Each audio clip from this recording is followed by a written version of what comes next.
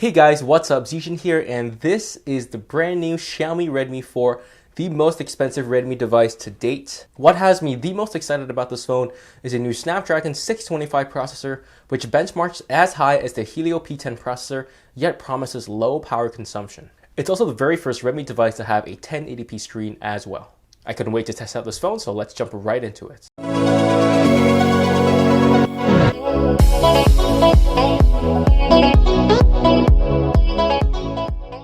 The Redmi 4 Prime is made out of matte metal and it feels pretty close to the Xiaomi Mi 5S. It's not slippery and it's also pretty easy to use one-handed because it is a 5-inch phone, and the curves on the back really help with gripping as well. The curves also make this phone thinner than it really is because it's actually one of the thickest Redmi phones at around 9mm. You have the non-lit capacitive button to the bottom, and I think this is the first Redmi device to not have a black bar around the screen. Anything that's not screen is just bezel, which is great. I don't have many complaints about the build. It feels good, it's compact, the design is updated, but I will say that the Redmi 4 still looks a little bit boring compared to, for example, the Mi 5S or even the Mi Note 2.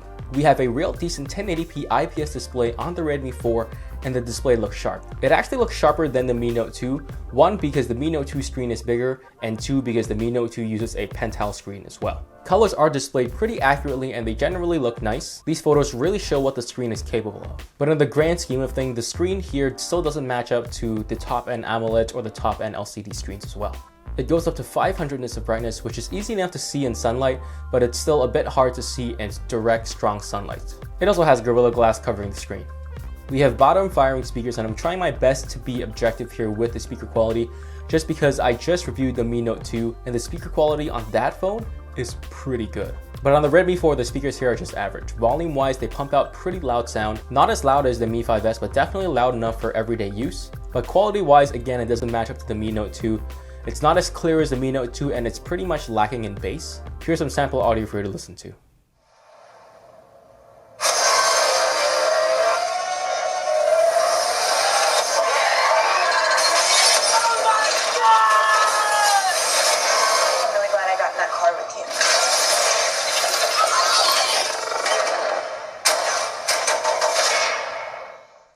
I never thought a Redmi device could surprise me in terms of battery life, but here it did.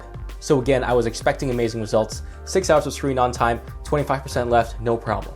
But this Redmi 4 blew my expectations out of the water. It was able to get a mind-boggling 10 hours of screen on time split between 2 days with 3% left. I mean, I don't even know what to say. Do I continue using my Lenovo Z2 Plus, which gets really good battery life, 6 hours of screen on time for 1 day, with a Snapdragon 820, or the Redmi 4 can get 2 days of heavy battery life with a Snapdragon 625. I'm still undecided. It's a hard decision here. So here's what I have to say about battery life. Absolutely nobody will be able to kill this phone in one single day, unless you do something crazy, for example, play YouTube from morning to night. Then it'll take you like 16 hours to kill this phone. Heavy to ultra heavy users, you can get at least 2 days of use out of this phone.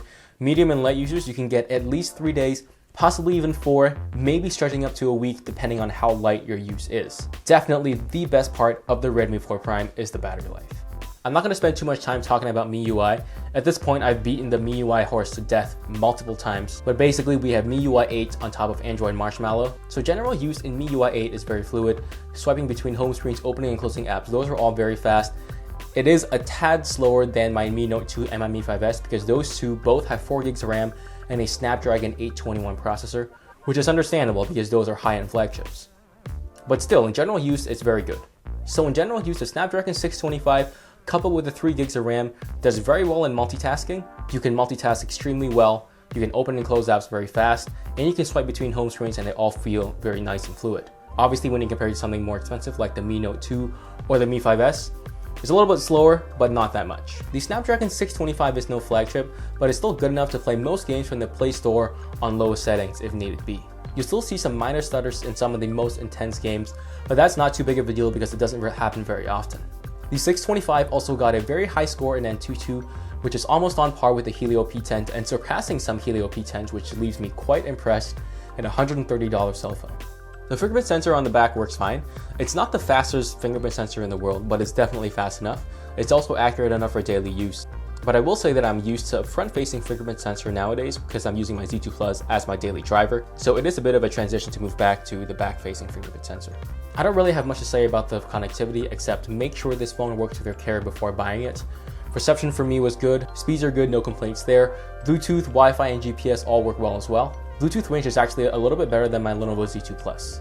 There's also a micro SD card slot, which I'm very happy about. So here we have a very good camera for a budget cell phone. However, you compare it to the best Chinese flagships like the Mi Note 2, and it's obviously not that great. That being said though, in great lighting conditions, the difference in pictures between the Redmi 4 or the Mi Note 2 is actually pretty small. Pictures are slightly less crisp compared to the Mi Note 2, but not by much. In bad lighting though, the gap widens really fast. You start seeing a lot of noise and grain introduced into the photo, and it really doesn't look that great. But keep in mind that this is a budget phone. The front-facing camera is okay in good lighting and bad in bad lighting. The rear camera can take up to 1080p video. Autofocus is a little bit wonky, but nothing too great. 1080p video looks good in great lighting, but in bad lighting, the video starts deteriorating as well. So the biggest improvement we have here is the battery life. It's gone from insanely good to completely out of this world. I mean, what normal size phone is able to get a heavy user through 2 days of heavy use, 10 hours of screen on time at least? I mean, that's just insane. Now I'm just thinking of Alcatel creating another K10000 with the Snapdragon 625, and this phone could probably get like 3 weeks of battery life, giving like Nokia flip phones a run for their money. But I digress. Battery life here on the Redmi 4 is great, no question about that. The rest of the phone is very quote-unquote mid-range. You have the Snapdragon 625, you have a 1080p screen, you have 3 gigs of RAM. All of these are very mid-range specifications.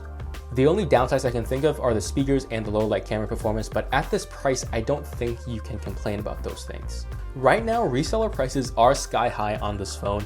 It was released at about 130 bucks, but I've seen prices rise all the way up to $200, but the normal range is between $160 to $180. At that price range, you might as well spend a few dollars more and get the Redmi Note 4, but if you have the Redmi 4 Prime set in your heart that you want to buy it, do know that this is a great phone and you will not be disappointed.